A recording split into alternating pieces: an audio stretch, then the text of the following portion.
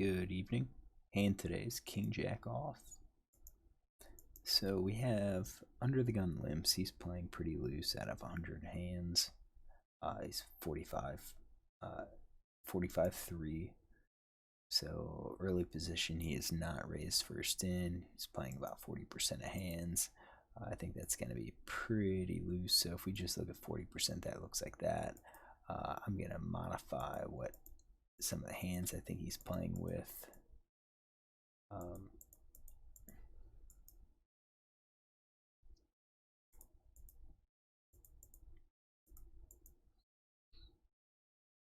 So we're going to say he's probably playing something like that. And for us, we're going to be playing, our button range. If we look behind us, we have a very loose player here, 77% of hands. So out of 26 hands, he's got 45% out of 11 hands. Should we adjust our range? Maybe a little.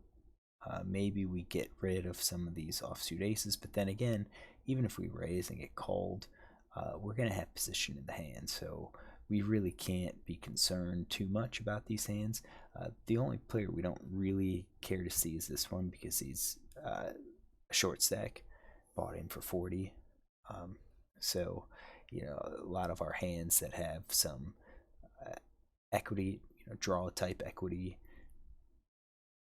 they don't do so well when the stacks aren't too deep. So I kind of think if we're going to raise, we probably need to raise maybe 5 or 6 big blinds just to try to get more of those hands out. I do expect if I raise, he's probably going to come along with most of with a lot of his hands. So I didn't do that. I raised 4 big blinds, and we see that all 3 call. So first, the guy that limped, I'm going to say once he had colors, he's probably going to call with his entire range. What about these other 2 players? This guy's played with 77% BPIP. This is the first time he's called, but you can see cold call 2 bets. When he's had the opportunity, he's basically played it. I think he's going to be, possibly all suited hands. We're going to give him any sort of draw.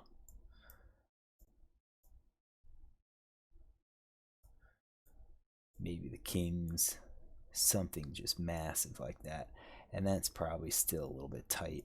The 4th guy is probably going to be a little bit tighter, still going to be wide. I think we're going to be something like this. I'm going to say this guy didn't raise, and I think with 15% pre-flop raise, he's probably going to be raising quite a bit. He hasn't 3-bet, but I think if he has a tight 3-bet range, we're really not going to see it so much. Same thing with this player. I do think, most players are going to raise kings plus, ace king, maybe not queens plus. We'll add queens back in there. But I think out of the 2 players, this player is definitely going to be the wider of the 2. So we're not going to get overly crazy with our big blind. All right, so that's our range. I'm not going to input all of them. I think I'm just going to do mine. So 31.2, 414 combos here. And we see a flop of 10-4-2. Really is not a good flop for me at all. I think if I had 2 big cards, 2 Broadway cards, that would be a pretty decent flop. But here, it misses me. I mean, really, if you think about the hands that I can play, yeah, I think we could bet top pair for value, probably most of the top pair for value. I think we can do our flush draws, our gut shots, probably 2-card backdoor flushes if they're over cards. We can probably bet those. And I'm comfortable kind of betting some of those into our 3 opponents as well. So, just let's kind of take a look at this and say flush draws. We're going to say our 2-card backdoor flush draws. They're going to be some sort of combo. So 5-6, I'm okay because that's a backdoor flush and a gut shot. 7-6 has like backdoor straight, backdoor flush. Same thing with 8-6. All of those. The ones that don't are like these. these suited kings. I just don't really like them too much. King 9, I think is going to be one of my weakest hands to go with. And I'm okay playing the aces as well, especially ace 3, ace 4, ace 5. I think those are all going to be decent hands. Ace 6, ace 7, ace 8, ace 9, not so much. Ace 10. So I kind of think we're getting a decent set of draws with that. We'll do our combo draws.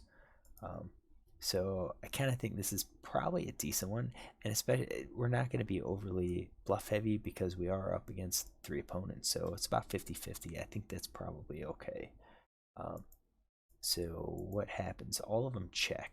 Do I think all of them are going to check? Maybe. He's showing donk 50%. This could be a board that he could donk with. Heads up, definitely. Against 3 opponents, maybe not. So now it's on us. I think this is kind of the range that we should be c-betting. And I bet 8. I did half pot. So I'm going to say this is the hand that I should be c-betting with.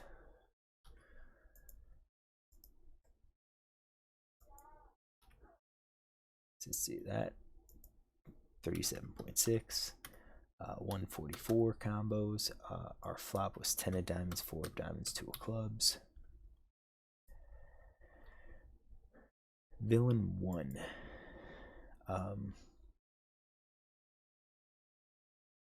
Let's see what he does. So he calls and the other 2 villains fold. So if he's gonna call, he's pretty loose. Fold to c-bet is he really hasn't seen it. We're gonna say with this guy playing so loose, he's probably gonna play virtually any pair.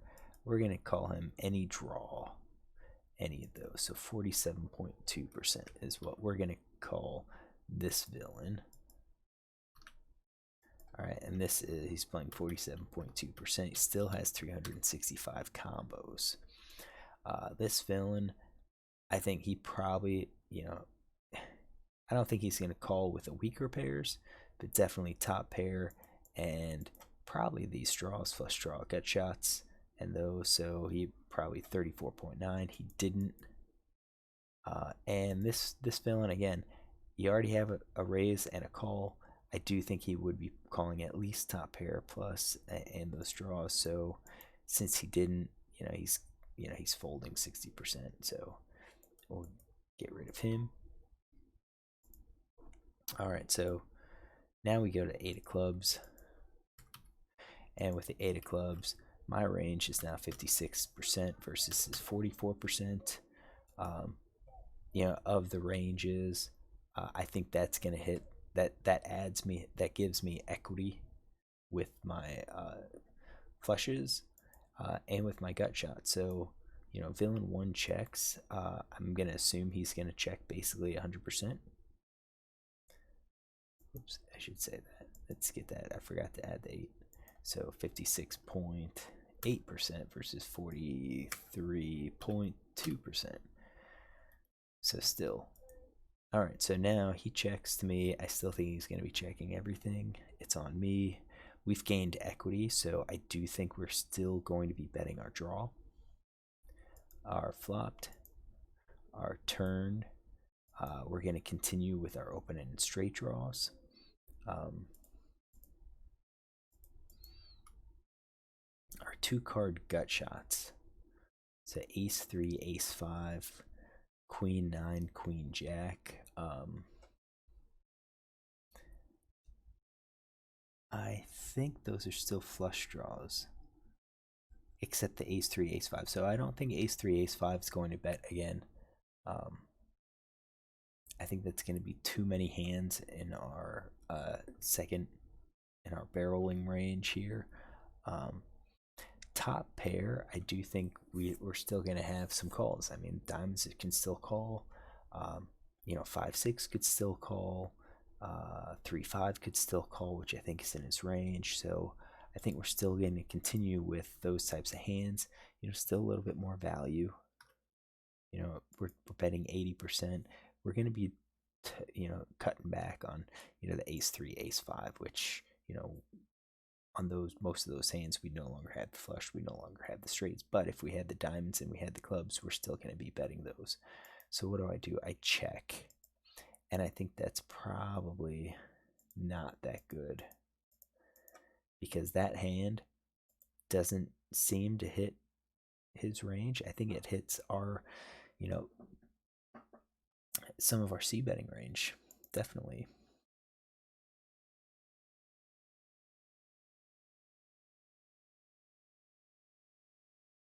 So let's take those draws out. So we are at 20% now. And I think once we checked, we are,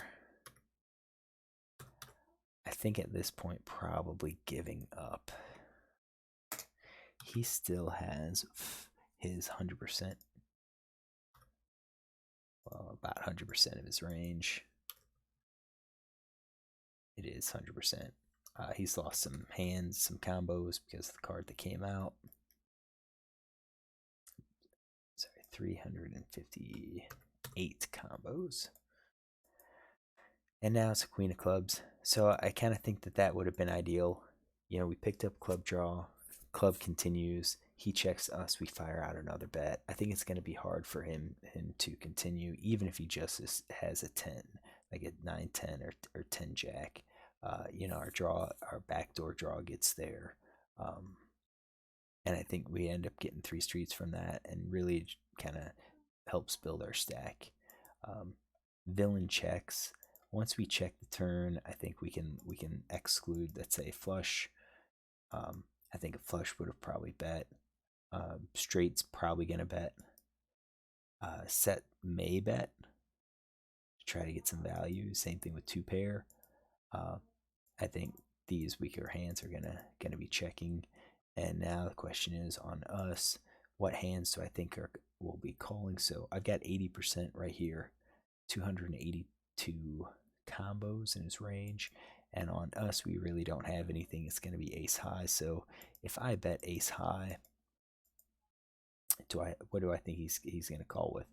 I think at this point, if I bet, he's probably going to call just as a bluff catch. Maybe he calls with the queen. I don't think it's worth it to bet. We give up. And really, we are just betting ace high. That's all we're doing. So if you look at our ace high hands, and we kind of come down,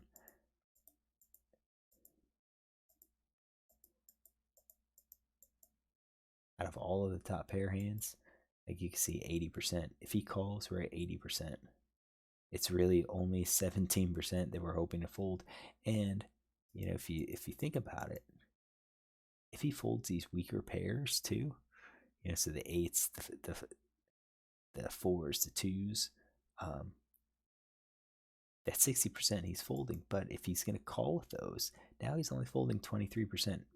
Even with a pot size raise, he's not folding enough for us to show immediate profit. So we should just check down and see what happens. So we did check. He shows Jack 10, so he had kind of a top pair hand. Well, it's your middle pair at this point. He had Jack 10 offsuit, so it was in his range. I do think he would call if I bet, and we know that I do not have that. So when we look at my King Jack, what happened? I should have never have even bet. 3 opponents. I really don't have any card. Yeah, I've got a backdoor straight draw, but that's about it. Yeah, I'm in position, but against these 3 loose players, just check. I have no equity if called. I tried to buy it with a bet, but didn't work. All right, so if you like this, look tomorrow for another hand.